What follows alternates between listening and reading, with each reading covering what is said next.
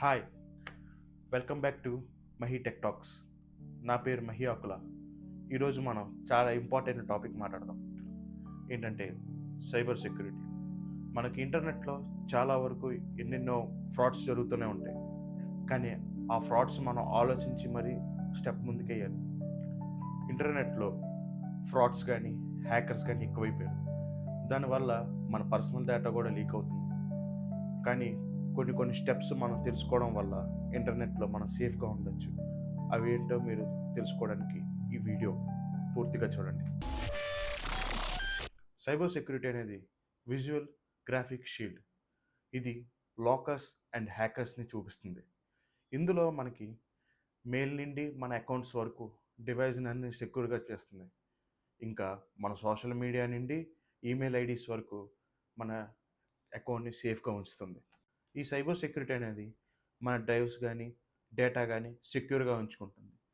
అలాగే మన ఈమెయిల్స్ నుండి సోషల్ మీడియా ప్రొఫైల్ వరకు హ్యాకర్స్కి మన ఇన్ఫర్మేషన్ చాలా విలువైంది.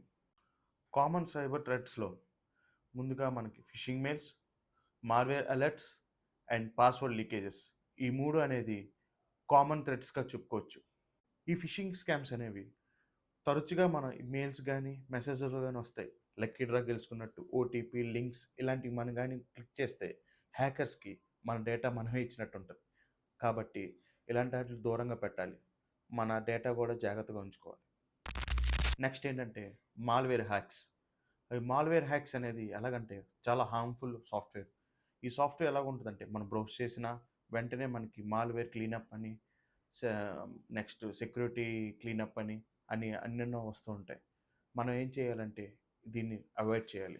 ఒకవేళ కానీ దీన్ని క్లిక్ చేసామంటే మన డ్రైవ్ అనేది లాక్ అయిపోతుంది. లాక్ అవుతో పాటు హ్యాకర్స్ దీన్ని మళ్ళీ మన డ్రైవ్ మనలాగా సేఫ్గా రీచ్ అవ్వాలంటే దాన్ని పే చేయమంటారు.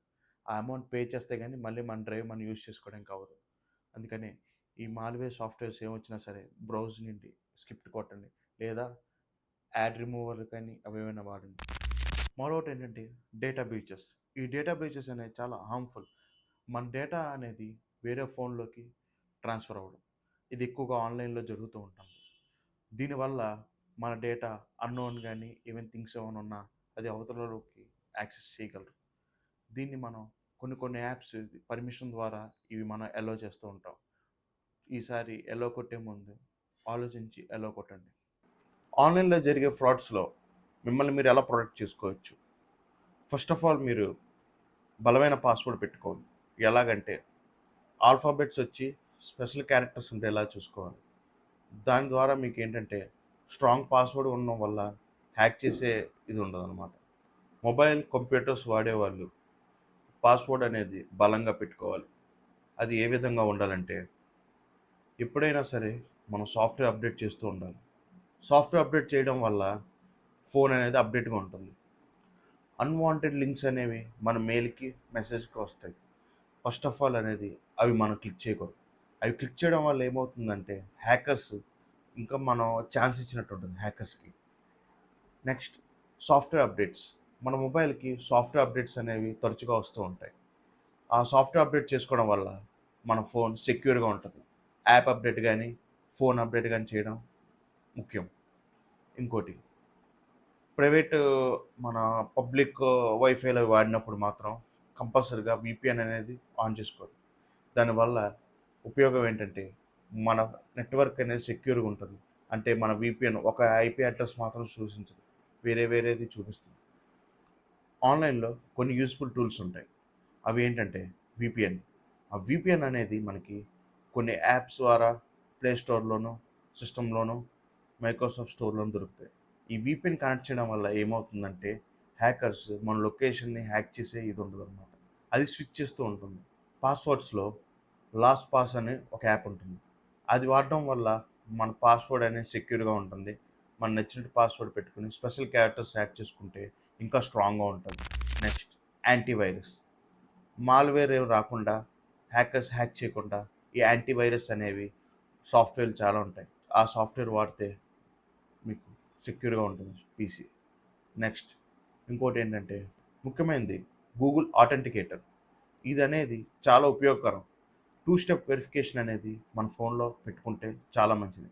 దీనివల్ల ఎవరైనా మన అకౌంట్ లాగిన్ అవ్వాలన్నా ఈ టూ స్టెప్ వెరిఫికేషన్ వల్ల మన మొబైల్కి ఓటీపీ వస్తుంది. దానివల్ల తొందరగా హ్యాక్ చేసే ప్రమాదం ఉండదు. మీ మొబైల్ కానీ పీసీ కానీ హ్యాక్ అయినట్టు అనిపిస్తే ముందుగా మీరు చేయాల్సిన పనులు: పాస్వర్డ్ అనేది ఇమీడియట్గా చేంజ్ చేయాలి. అకౌంట్స్ కానీ ఏమైనా సరే యాక్టివిటీస్ ఎలాగున్నాయో చెక్ చేసుకోండి. బ్యాంక్ అండ్ సర్వీస్ ప్రొవైడర్ కానీ ఇన్ఫర్మేషన్ ఫైనాన్షియల్ ఇలా ఏవైనా సరే చెక్ చేసుకోవాలి. బ్యాంక్ సర్వీసెస్ మరియు సర్వీస్ ప్రొవైడర్స్ని మనం కాంటాక్ట్ అయ్యి మన అకౌంట్ సేఫ్గా ఉండేలాగా బ్లాక్ చేయడము లేదా సెక్యూర్గా ఉంచడం, వాళ్ళకి ఇన్ఫర్మేషన్ ఇస్తే మన అకౌంట్ అనేది సేఫ్గా ఉంటుంది. సైబర్ సెక్యూరిటీ అనేది ఇప్పుడున్న జనరేషన్లో ప్రతి ఒక్కరికి చాలా ఉపయోగకరమైంది. దాని ద్వారా ఇప్పుడున్న హ్యాకర్స్కి మన ఇన్ఫర్మేషన్ ఇవ్వకుండా కాపాడుతుంది. కొన్ని ముందు జాగ్రత్తలు తీసుకోవడం వల్ల మన ఇన్ఫర్మేషన్ అనేది లీక్ అవ్వకుండా ఉంటుంది. ఇన్ఫర్మేషన్ కానీ నచ్చినట్టయితే లైక్ చేయండి. మరో కొన్ని వీడియోస్ కావాలంటే సబ్స్క్రైబ్ చేయండి.